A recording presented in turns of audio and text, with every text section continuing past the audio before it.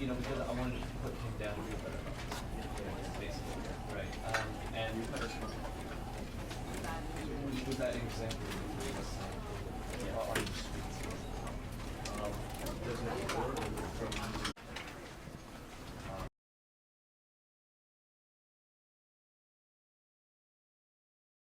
This is the story of a man named Stanley.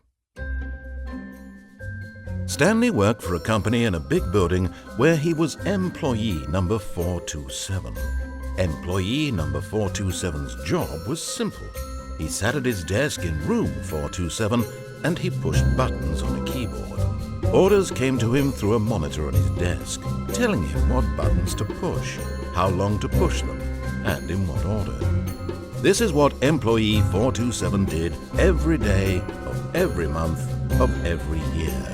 And although others might have considered it soul-rending, Stanley relished every moment that the orders came in, as though he had been made exactly for this job. And Stanley was happy. And then one day, something very peculiar happened. Something that would forever change Stanley. Something he would never quite forget. He had been at his desk for nearly an hour when he realized that not one single order had arrived on the monitor for him to follow. No one had showed up to give him instructions, call a meeting, or even say hi.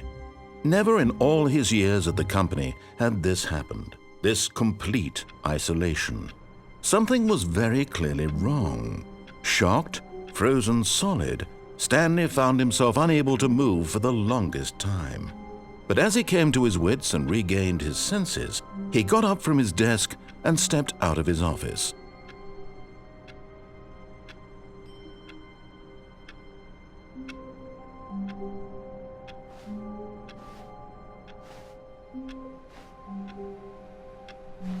All of his co-workers were gone. What could it mean? Stanley decided to go to the meeting room. Perhaps he had simply missed a memo.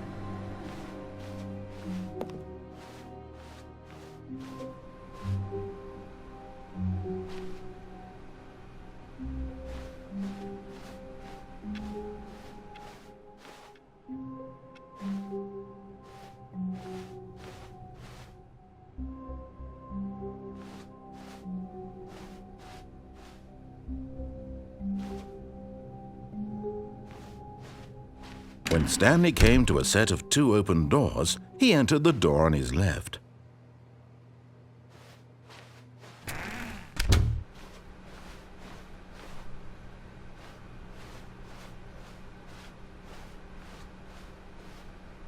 Yet there was not a single person here either. Feeling a wave of disbelief, Stanley decided to go up to his boss's office, hoping he might find an answer there.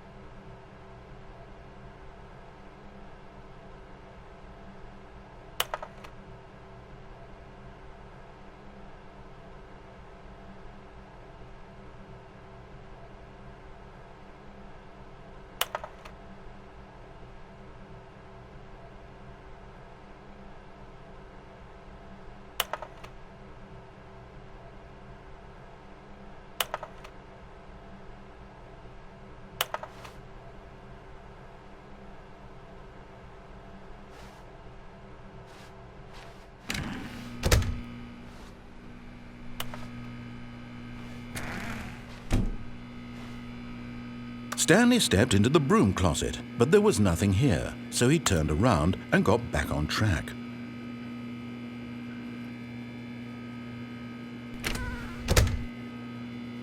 There was nothing here. No choice to make, no path to follow, just an empty broom closet. No reason to still be here.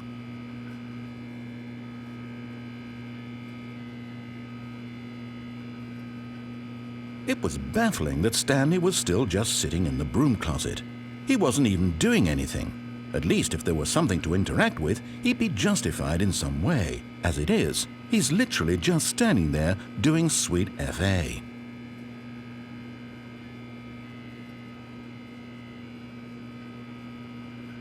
Are you really still in the broom closet?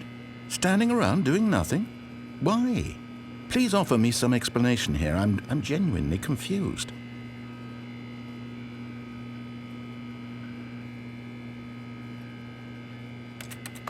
You do realize there's no choice or anything in here, right?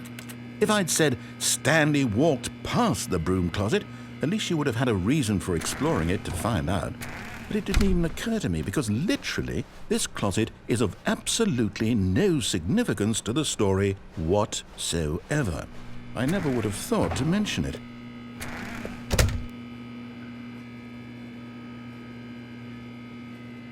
Maybe to you this is somehow its own branching path.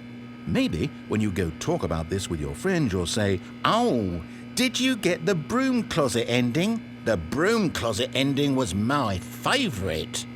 I hope your friends find this concerning.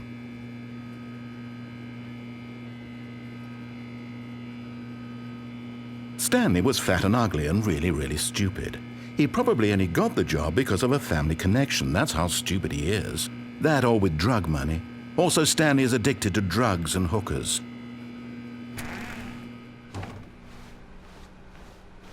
Coming to a staircase, Stanley walked upstairs to his boss's office.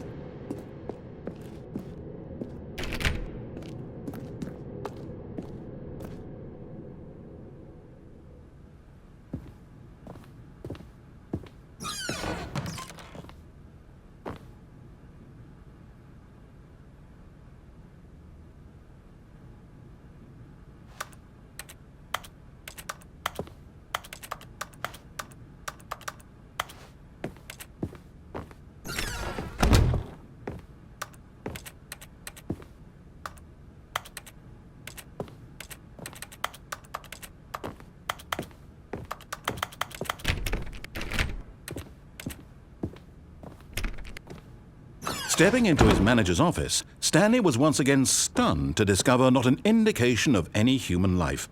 Shocked, unraveled, Stanley wondered in disbelief who orchestrated this. What dark secret was being held from him? What he could not have known was that the keypad behind the boss's desk guarded the terrible truth that his boss had been keeping from him.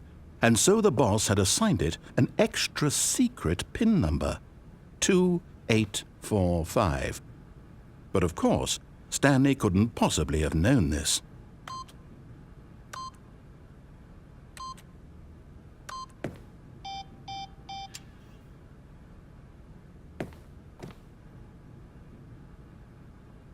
Stanley just sat around twiddling his thumbs.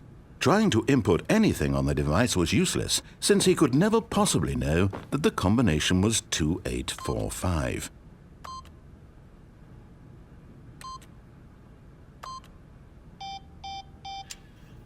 "2845. Yet incredibly, by simply pushing random buttons on the keypad, Stanley happened to input the correct code by sheer luck. Amazing! He stepped into the newly opened passageway.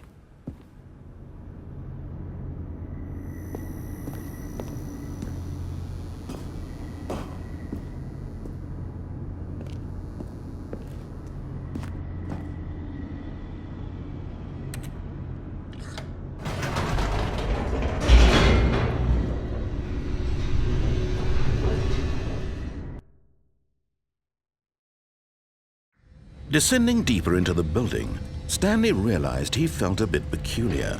It was a stirring of emotion in his chest, as though he felt more free to think for himself, to question the nature of his job.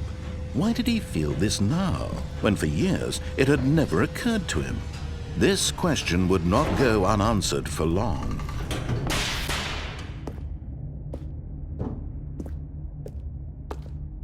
Stanley walked straight ahead through the large door that read Mind Control Facility.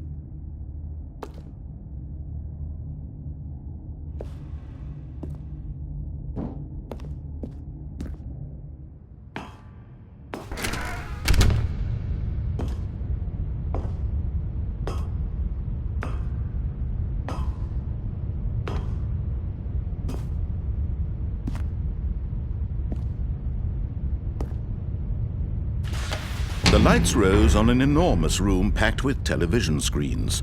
What horrible secret did this place hold? Stanley thought to himself. Did he have the strength to find out?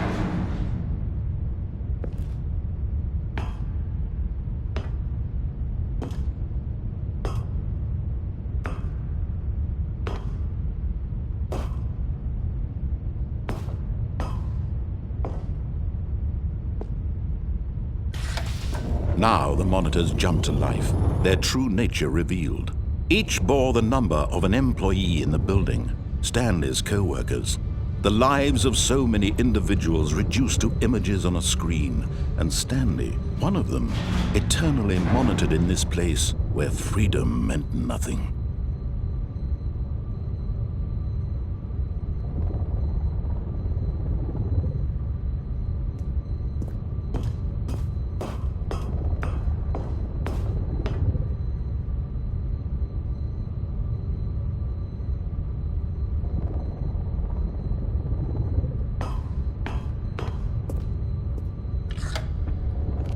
This mind control facility, it was too horrible to believe. It couldn't be true. Had Stanley really been under someone's control all this time? Was this the only reason he was happy with his boring job? That his emotions had been manipulated to accept it blindly?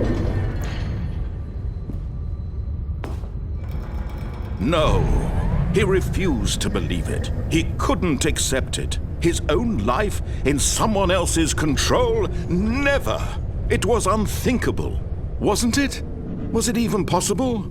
Had he truly spent his entire life utterly blind to the world?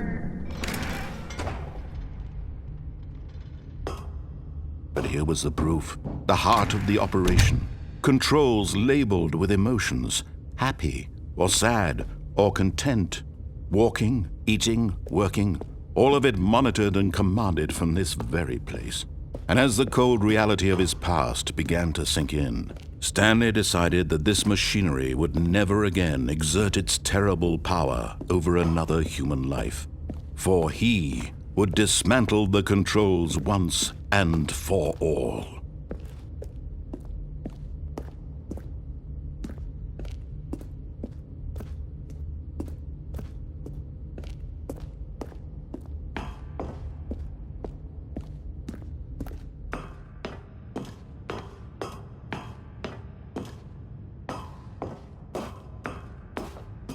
And when at last he found the source of the room's power, he knew it was his duty, his obligation, to put an end to this horrible place and to everything it stood for.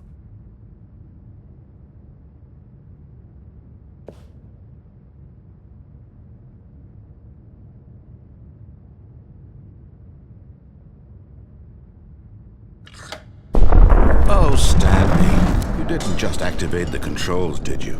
After they kept you enslaved all these years, you go and you try to take control of the machine for yourself. Is that what you wanted? Control? Oh, Stanley, I applaud your effort, I really do. But you need to understand, there's only so much that machine can do. You were supposed to let it go, turn the controls off, and leave. If you want to throw my story off track, you're going to have to do much better than that. I'm afraid you don't have nearly the power you think you do. For example, and I believe you'll find this pertinent, Stanley suddenly realized he had just initiated the network's emergency detonation system. In the event that this machine is activated without proper DNA identification, nuclear detonators are said to explode, eliminating the entire complex. How long until detonation then? Let's say, 2 minutes. Ah, now this is making things a little more fun, isn't it, Stanley? It's your time to shine. You are the star. It's your story now. Shape it to your heart's desires. Oh, this is much better than what I had in mind. What a shame we have so little time left to enjoy it. Mere moments until the bomb goes off. But what precious moments each one of them is. More time to talk about you, about me, where we're going. What all this means, I barely know where to start. What's that? You'd like to know where your co-workers are? A moment of solace before you're obliterated? All right, I'm in a good mood. You're gonna die anyway. I'll tell you exactly what happened to them. I erased them. I turned off the machine. I set you free. Of course, that was merely in this instance of the story. Sometimes when I tell it, I simply let you sit there in your office forever, pushing buttons endlessly and then dying alone. Other times, I let the office sink into the ground, swallowing everyone inside, or I let it burn to a crisp. I have to say this, though, this version of events has been rather amusing. Watching you try to make sense of everything and take back the control wrested away from you, it's quite rich. I almost hate to see it go. But I'm sure whatever I come up with on the next go-around will be even better. My goodness, only 34 seconds left. But I'm enjoying this so much. You know what? To hell with it. I'm going to put some extra time on the clock, why not? These are precious additional seconds, Stanley. Time doesn't grow on trees. Oh dear me, what's the matter, Stanley? Is it that you have no idea where you're going or what you're supposed to be doing right now?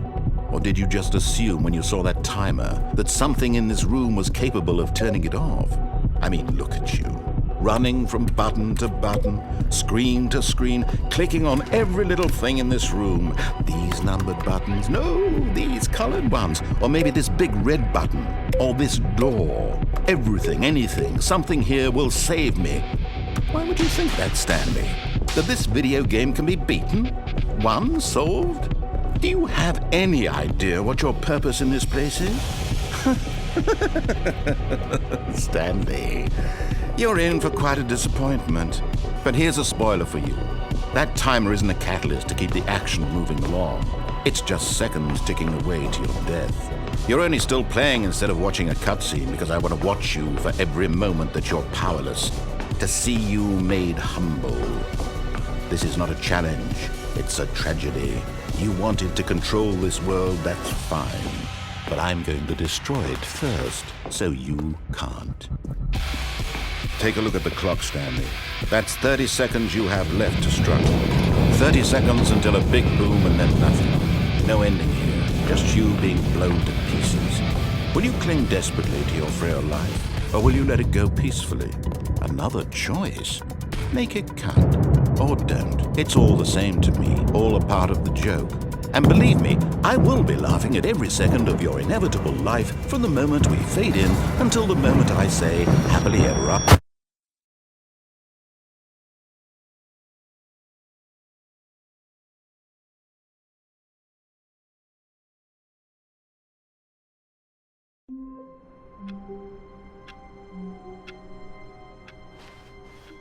All of his co-workers were gone. What could it mean? Stanley decided to go to the meeting room. Perhaps he had simply missed a memo.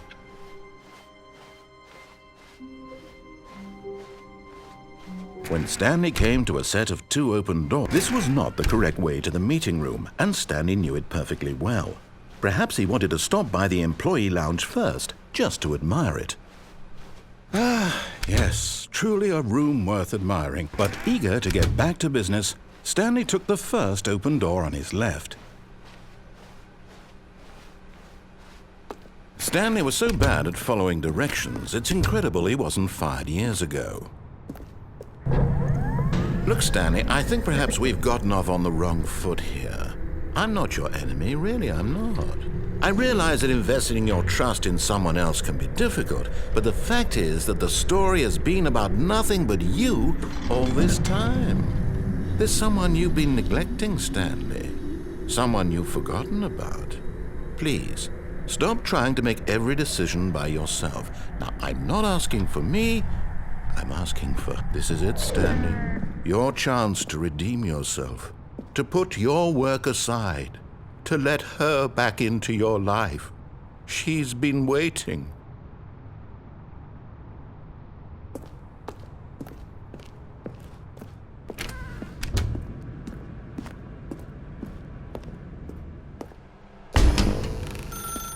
That's her, Stanley. You need to be the one to do this, to reach out to her. If you can truly place your faith in another, then pick up the phone.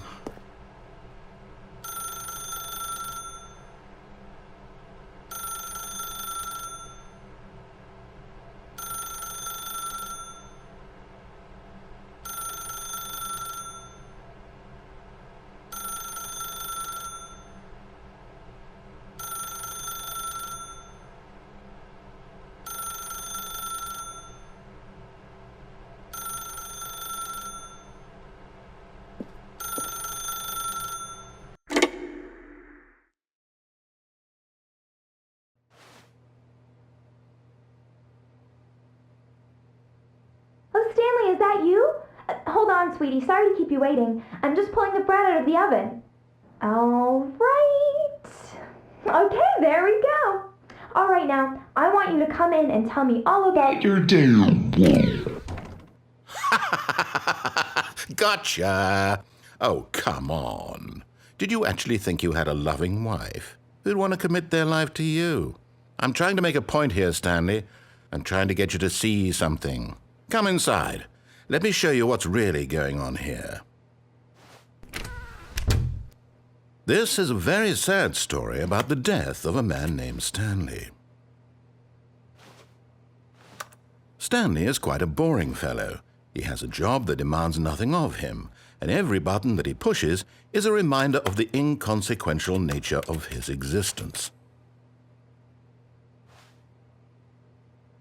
Look at him there, pushing buttons, doing exactly what he's told to do.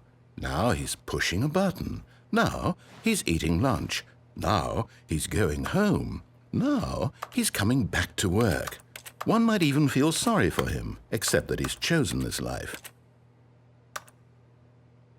But in his mind, he can go on fantastic adventures. From behind his desk, Stanley dreamed of wild expeditions into the unknown, fantastic discoveries of new lands. It was wonderful, and each day that he returned to work was a reminder that none of it would ever happen to him.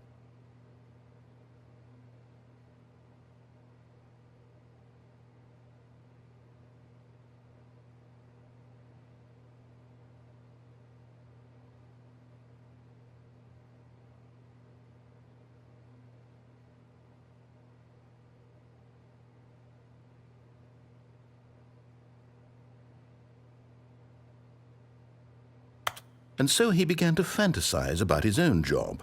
First, he imagined that one day while at work, he stepped up from his desk to realize that all of his co-workers, his boss, everyone in the building had suddenly vanished off the face of the earth. The thought excited him terribly.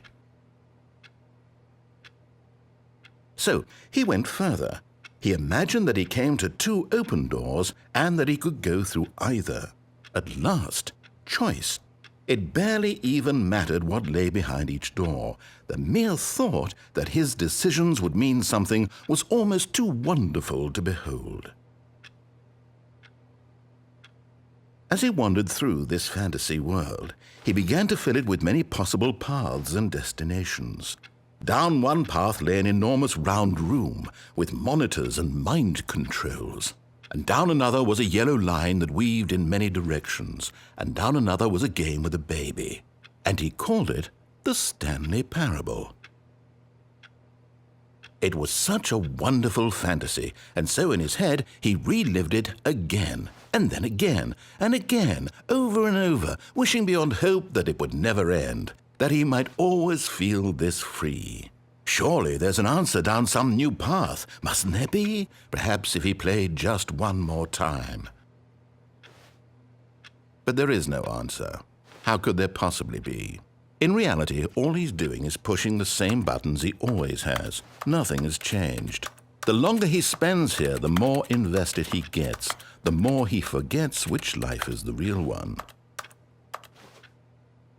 And I'm trying to tell him this, that in this world he can never be anything but an observer, that as long as he remains here, he's slowly killing himself.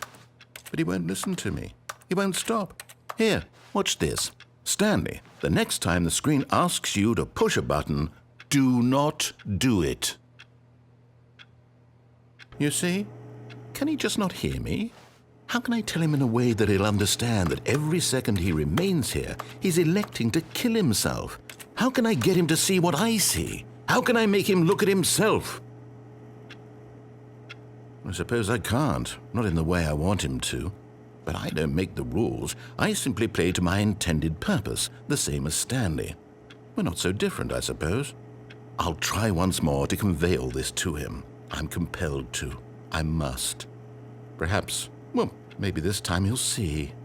Maybe this time. And I tried again, and Stanley pushed a button. And I tried again, and Stanley pushed a button. And I tried.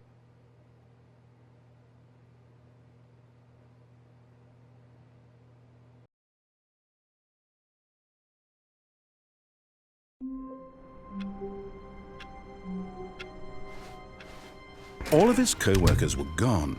What could it mean? Stanley decided to go to the meeting room. Perhaps he had simply missed a memo.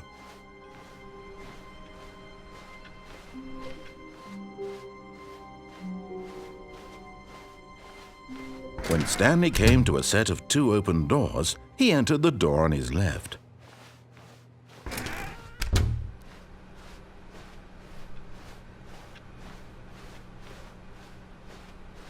Yet there was not a single person here either. Feeling a wave of disbelief, Stanley decided to go up to his boss's office, hoping he might find an answer there. Coming to a staircase, Stanley walked upstairs to his boss's office. But Stanley just couldn't do it. He considered the possibility of facing his boss, admitting he had left his post during work hours. He might be fired for that. And in such a competitive economy, why had he taken that risk? All because he believed everyone had vanished? His boss would think he was crazy.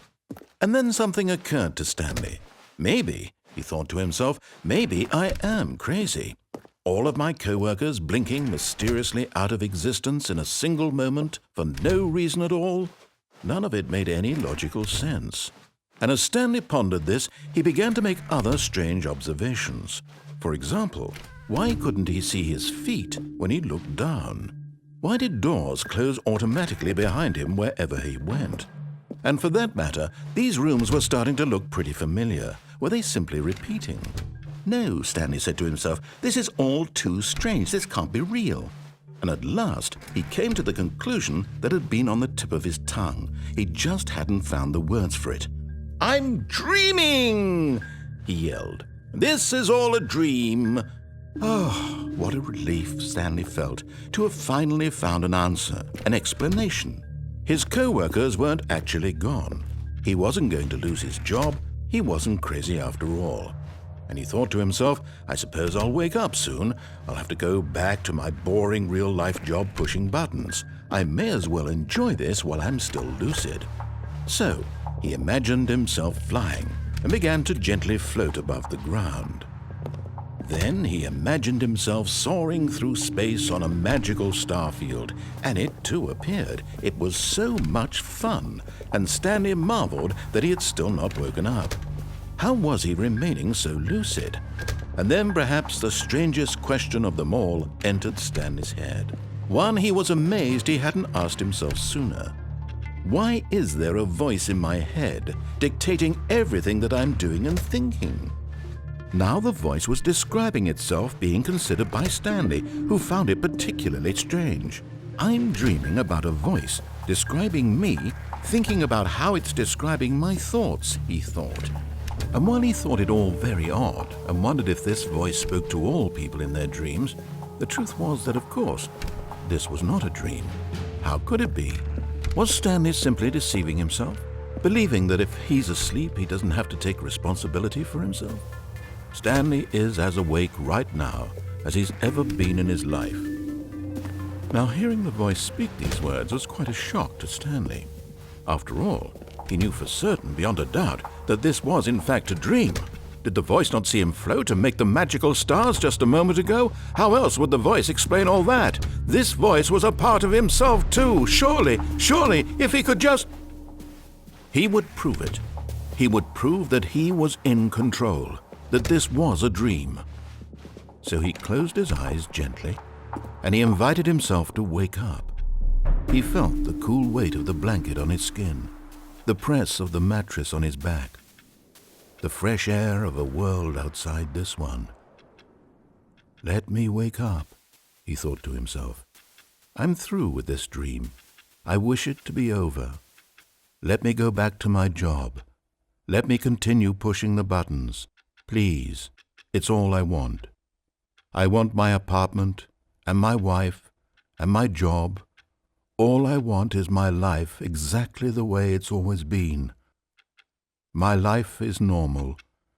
I am normal. Everything will be fine.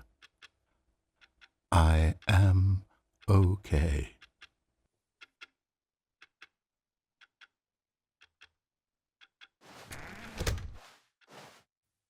Stanley began screaming. "Please, someone, wake me up. My name is Stanley. I have a boss. I have an office. I am real. Please, just someone tell me I am real. I must be real. I must be. Can anyone hear my voice? Who am I? Who am I?" And everything went black.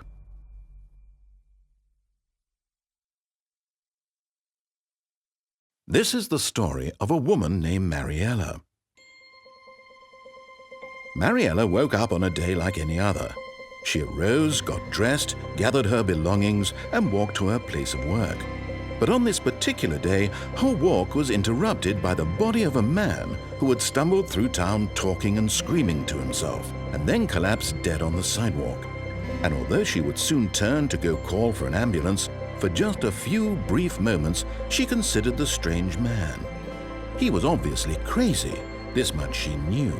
Everyone knows what crazy people look like. And in that moment, she thought to herself how lucky she was to be normal. I am sane. I am in control of my mind. I know what is real and what isn't. It was comforting to think this, and in a certain way, seeing this man made her feel better. But then she remembered the meeting she had scheduled for that day, the very important people whose impressions of her would affect her career, and by extension, the rest of her life.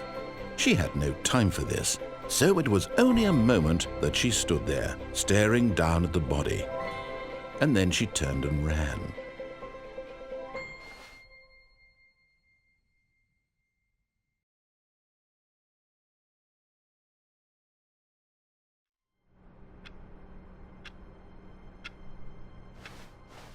All of his co-workers were gone. What could it mean? Stanley decided to go to the meeting room. Perhaps he had simply missed a memo.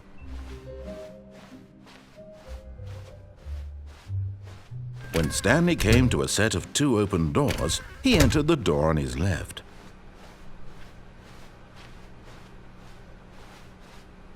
Yet there was not a single person here either. Feeling a wave of disbelief, Stanley decided to go up to his boss's office. Coming to a staircase, Stanley walked upstairs to his boss's office.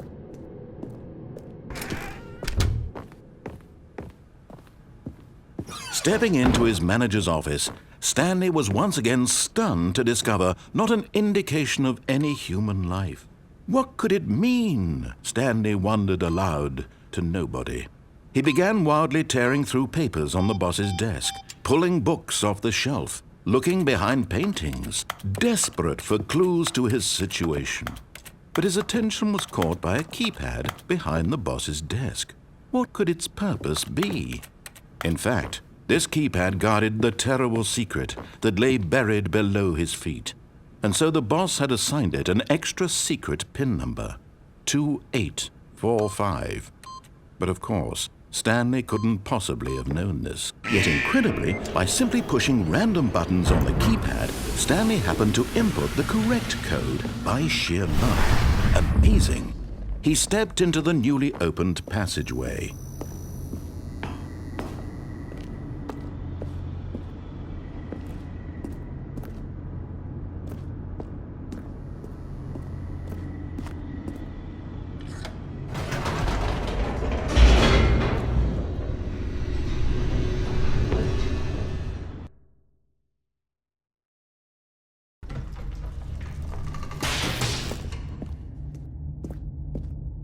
Stanley walked straight ahead through the large door that read Mind Control Facility.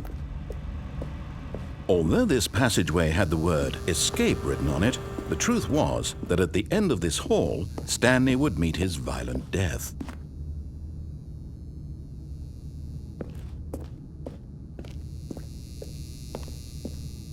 The door behind him was not shut. Stanley still had every opportunity to turn around and get back on track. At this point, Stanley was making a conscious, concerted effort to walk forward and willingly confront his death.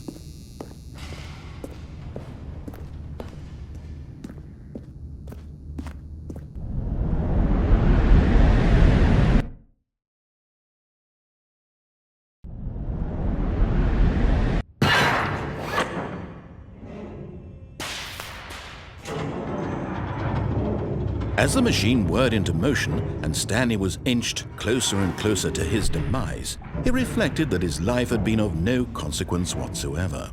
Stanley can't see the bigger picture. He doesn't know the real story, trapped forever in his narrow vision of what this world is. Perhaps his death was of no great loss, like plucking the eyeballs from a blind man. And so he resigned and willingly accepted this violent end to his brief and shallow life. Farewell, Stanley.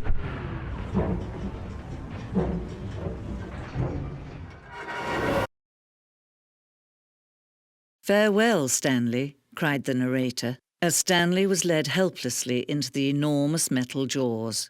In a single visceral instant, Stanley was obliterated as the machine crushed every bone in his body, killing him instantly.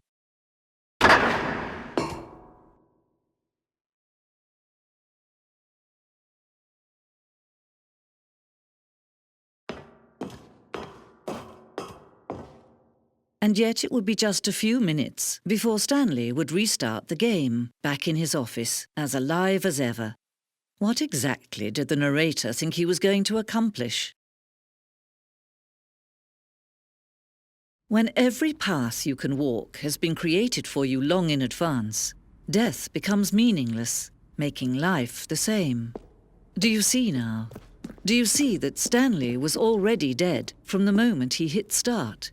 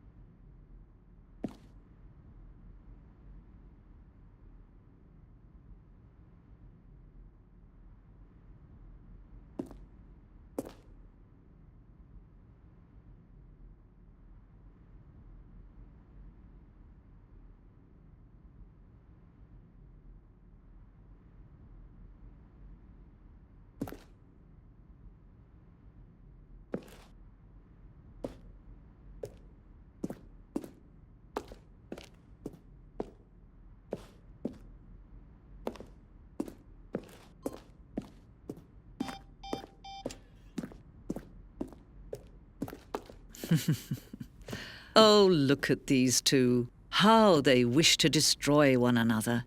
How they wish to control one another. How they both wish to be free.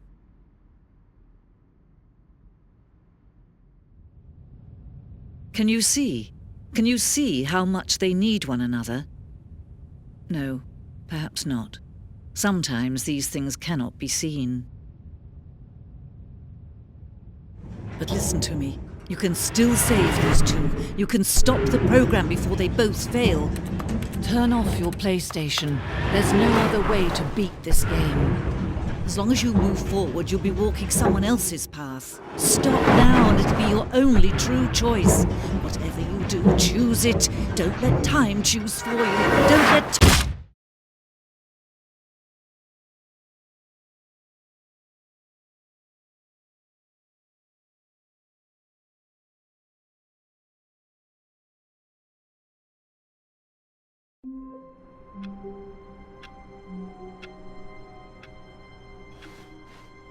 A soft wind blew outside and perhaps rain started, and if it did, it stopped shortly after. Stanley hoped that he would one day see weather.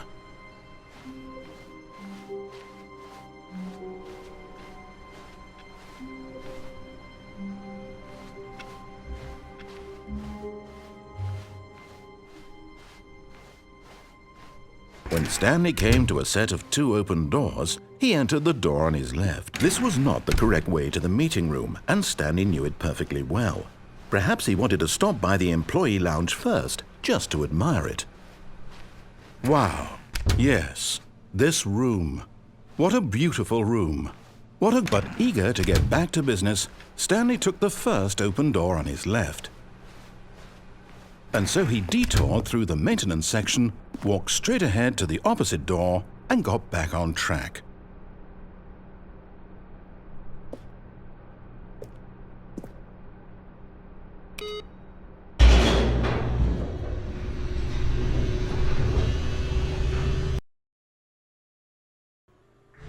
But Stanley didn't want to go back to the office.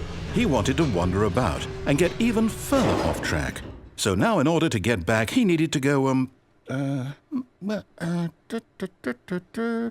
from here it's, left. Oh, no, it's to the right, my mistake. No, not the right. Why would I have ever said it was to the right? What was I thinking? It's clearly... Oh dear, would you hold on for a minute, please?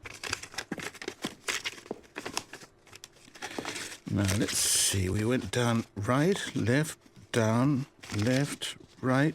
Yep, okay, yes. I've got it now. This story is absolutely, definitely this way.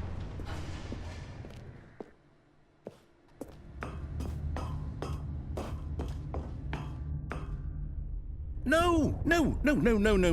This isn't right at all. You're not supposed to be here yet. This is all a spoiler. Quick, Stanley, close your eyes. Okay. We just have to get back to, oh, who am I kidding? It's all rubbish now. The whole story completely unusable. How about, rather than waste my time trying to salvage this nonsense, we'll just restart the game from the beginning. And this time, suppose we don't wander so far off track, Okay, from the top.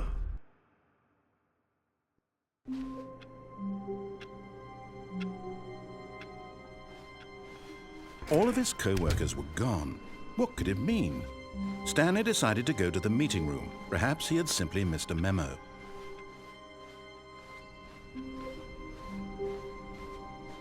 When Stanley... Wait, what? No, I restarted. I swear, I definitely restarted the game over, completely fresh. Everything should be... Oh, did something change? Stanley, did you change anything when we were back in that room with all the monitors? Did you move the story somewhere or... Hold on. Why am I asking you? I'm the one who wrote the story. It was right here just a minute ago. I know for sure that it's here somewhere. Okay, then. It's an adventure. Come, Stanley. Let's find the story.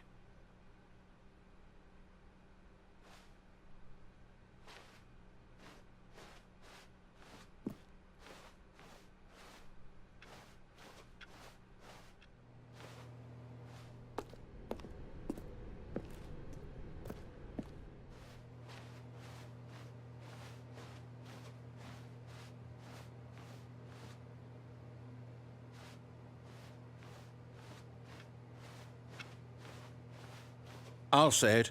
This is the worst adventure I've ever been on. I can promise you there definitely was a story here before. Do we need to restart the game again? Well, I find it unlikely that we'll ever progress by starting over and over again, but it's got to be better than this. Okay, let's give it a shot. Why not?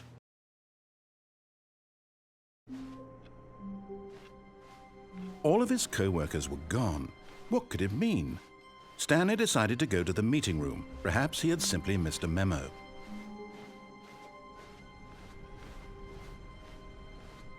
Okay, yep, it's worse. I might be remembering this wrong. It's possible the story is back where we just came from. Why don't we go back the other direction and see if we missed anything?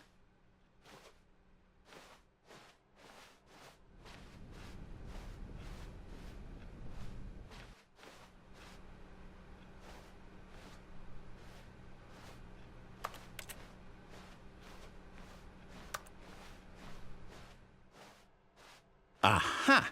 I knew we'd miss something. The story. Here it comes. No, wait, never mind. Not the story. Okay, let's head back the other way and retrace our steps.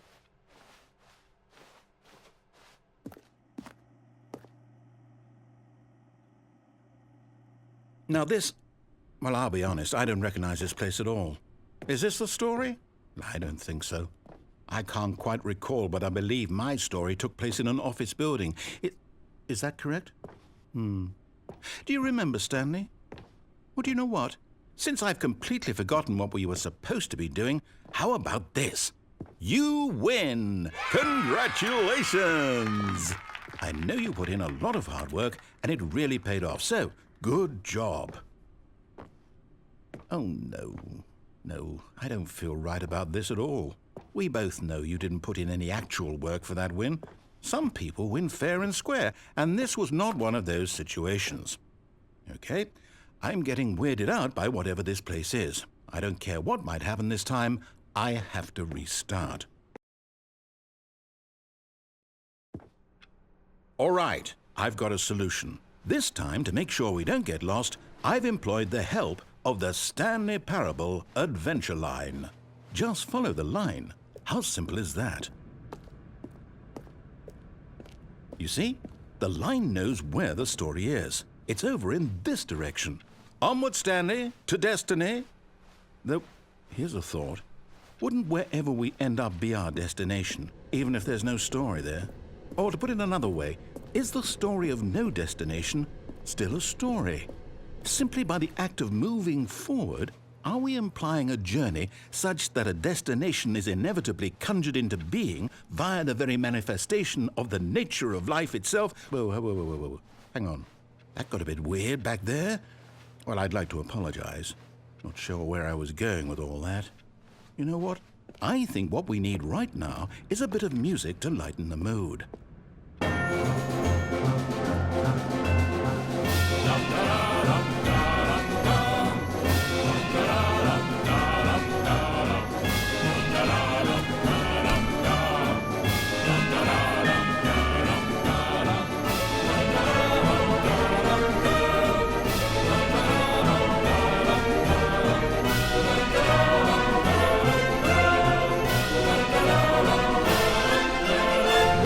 Cut the music, go back and look at that fern.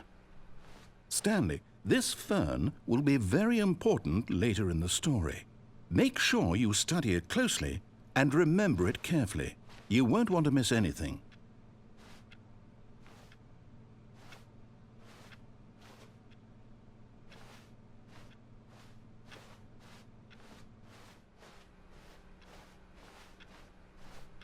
Wait, what? We're back at the office? No. Line, you do know we're looking for the Stanley Parable, right? The story? Is any of this ringing a bell?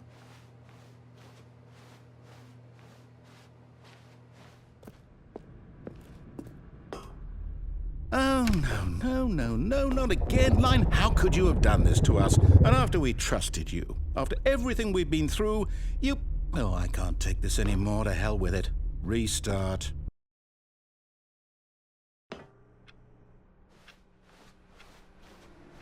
You know what, Stanley?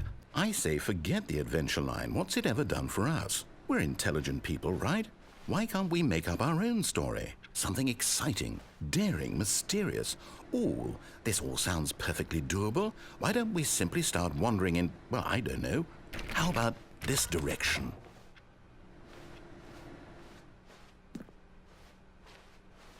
Now, yes, this is exciting. Just me and Stanley forging a new path, a new story. Well, it could be anything. What do you want our story to be? Go wild. Use your imagination. Whatever it might be, Stanley, I'm ready for it. Oh, no, not you again.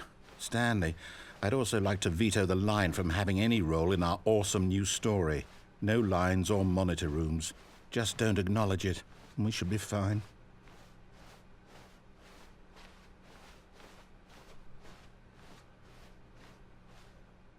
Ah, a choice.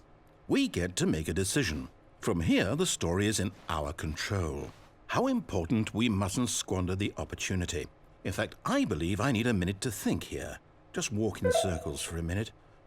Okay, so I know that each door has to lead somewhere, which means that somewhere, the place where we're trying to go, there must be a reverse door that leads here. And that in turn means that our destination corresponds with the counter-inverted reverse door's origin. So starting from the right, let us ask, will taking the right door lead us to where we're going? And since the answer is clearly yes, then by all accounts, the door on the right is the correct one. Another victory for logic. Come, Stanley, our destiny awaits.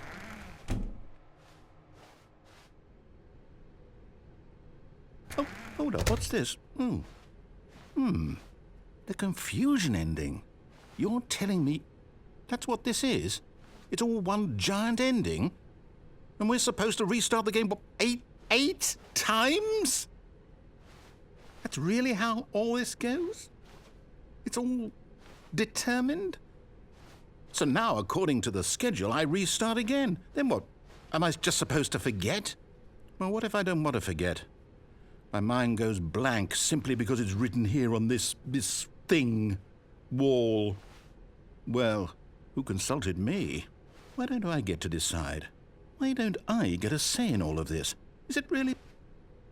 No, it can't be. I don't want it to be. I don't want the game to keep restarting. I don't want to forget what's going on. I don't want to be trapped like this. I won't restart the game. I won't do it. I won't do it. I won't do it. And the timer stopped? Does that mean, did we do it? Did we break the cycle? The, whatever it is that made this schedule? How would we even know? Will someone come for us? Will something happen? So, okay. I guess now we just wait, you know.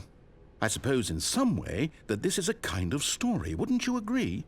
I'm not quite sure if we're in the destination or the journey, though they're always saying that life is about the journey and not the destination, so I hope that's where we are right now. We'll find out, won't we? Eventually. Well, in the meantime, if you